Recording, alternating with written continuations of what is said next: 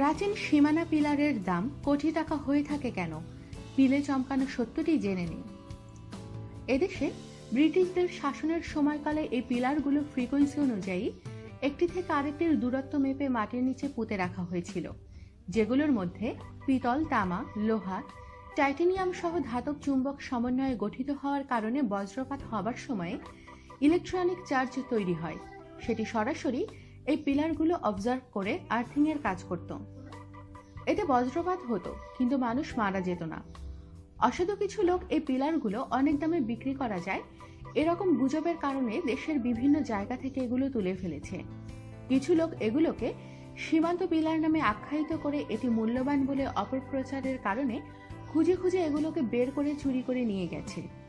India Bangladesh সীমান্ত এলাকাতে প্রাথমিকভাবে কিছু পাওয়ার কারণে একে সীমান্ত পিলারও বলা শুরু হয়।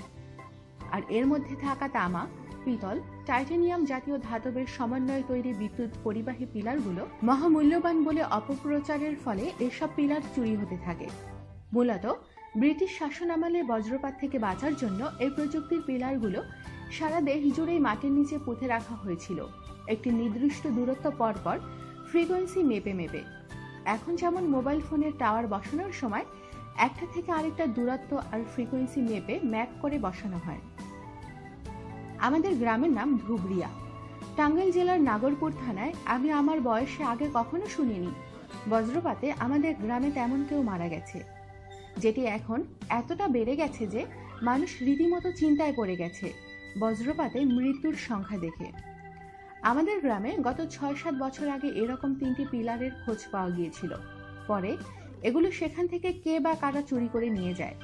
শেষের পিলারটি চুরি হয় ২ বছর আগে। এরপর থেকে শুধুমাত্র থানা এরিয়াতে বজ্রপাতে মারা যাওয়ার সংখ্যা ১১ জন। আমাদের গ্রামের আছে ৪ জন এই বছরে।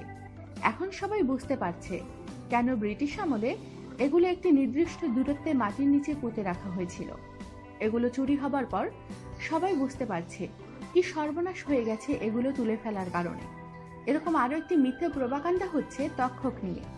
তক্ষক বড় সাইজের ধরতে পারলে সেটাকে নাকি অনেক টাকায় বিক্রি করা যায়। মানুষ তক্ষক ধরে ধরে নিধন করে চলছে। যাক সে কথা, এখন বজ্রপাত রোধের জন্য দেখতে হবে সরকারি উদ্যোগে এ ধরনের কোনো কিছু নতুন করে স্থাপন করা যায় কিনা, যেটির ফলে ইলেকট্রিক চার্জ বা বজ্রপাতের প্রভাব যেখানে সেখানে না পড়ে। এ ধরনের কিছু টেনে আনবে, মানুষের জীবন বাঁচবে। আমাদের সাথেই থাকুন আর সাবস্ক্রাইব করুন।